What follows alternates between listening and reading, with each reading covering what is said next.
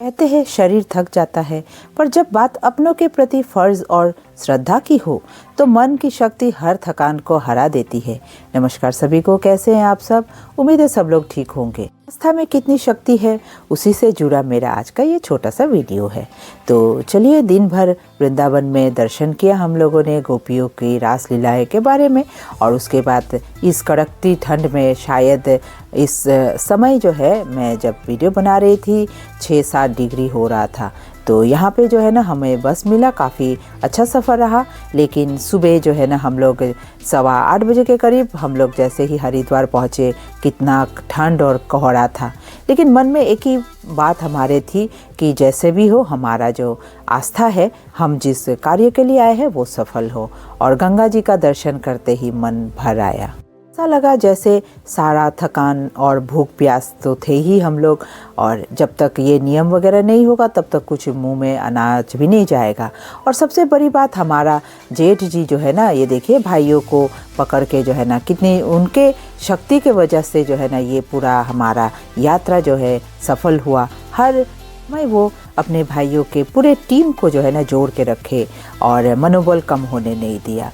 वहाँ पे मैंने भी अपने आस्था की डुबकी लगाई। उनके स्पर्श से ऐसा अनुभव हुआ जैसे हमने जो है ना, एक अलग सी शक्ति आई हो शरीर में।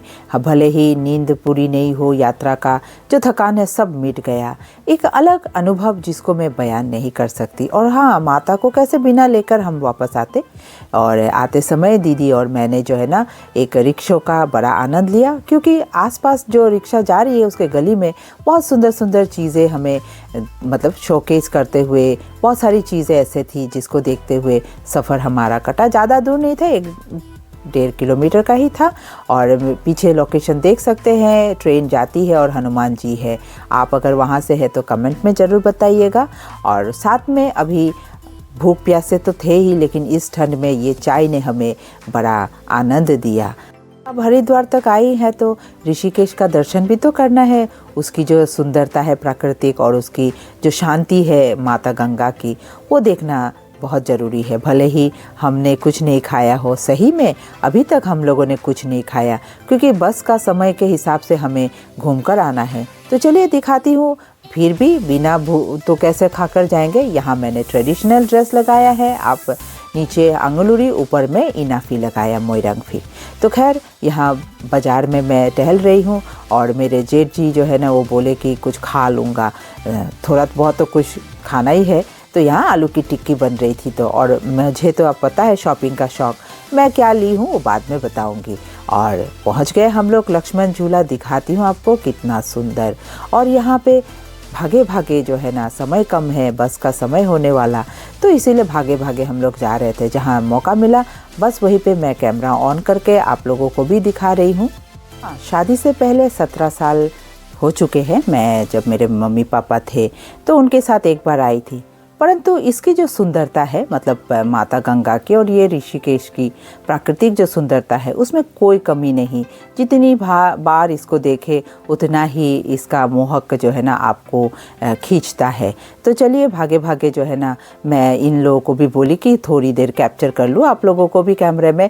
और देखिए सब लोग भाग रहे हैं। खैर, मेरे से तो रहा नहीं जाता, आप लोगों को दिखाते। उधर देखिए राफ्टिंग होती है यहाँ पे, और कितनी बड़ी नदी, जय माता गंगा।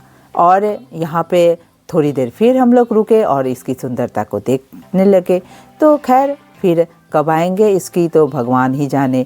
तो सब ने मिलकर जो है ना, यहाँ पे इसकी सुंदरता को अपने कैमरे में कैद करवाया और आगे बढ़े। भूख तो लग रही थी, तो मैं एक जगह अलग से खड़ी हो गई और जाके एक भुट्टा खरीद लाई। और बस भुट्टा खाकर तो जैसे मेरा मन और पेट दोनों ही भर गया। बड़ा स्वादिष्ट था, इसमें काला नमक लगा हुआ था। और बस जाते जाते, भागते भागते, जहाँ अच्छा लगता है दृश्य, वहीं पे 1-2 फ़ोटो हम लोग ले लेते हैं। अच्छा, आप लोग सोचेंगे हम भाग क्यों रहे हैं, कहाँ जाना है?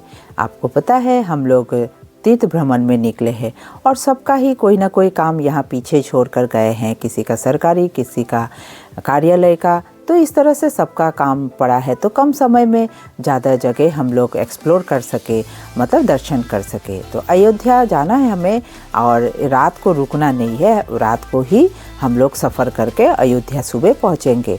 तो बस का समय होने वाला है, इसीलिए यहाँ पे जैसे ही शाम बढ़ रही है ना, ठंड भी वैसे ही ज़्यादा हो रही थी, हवा खूब तेज़ चल रही थी। तो मेरे से बस कैसे रहा जाएगा, मैंने पूरा ओढ़ लिया है और उसके बाद फिर भी कैमरा ऑन रखी हूँ आप लोगों को दिखाने के लिए कितना सुंदर मोहक दृश्य है ये सब कुछ।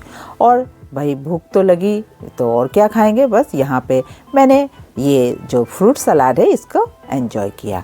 और उसके बाद सबके हाथ में कुछ न कुछ ख़रीदारी कर रखे थे और बस हम लोग आकर बस में चढ़ गए, दौड़ दौड़ भाग भाग करके, और माता गंगा को जो है ना निवेदन किए कि अगली बार फिर हमें बुलाए, उनकी इत्मीनान से हम दर्शन कर पाए।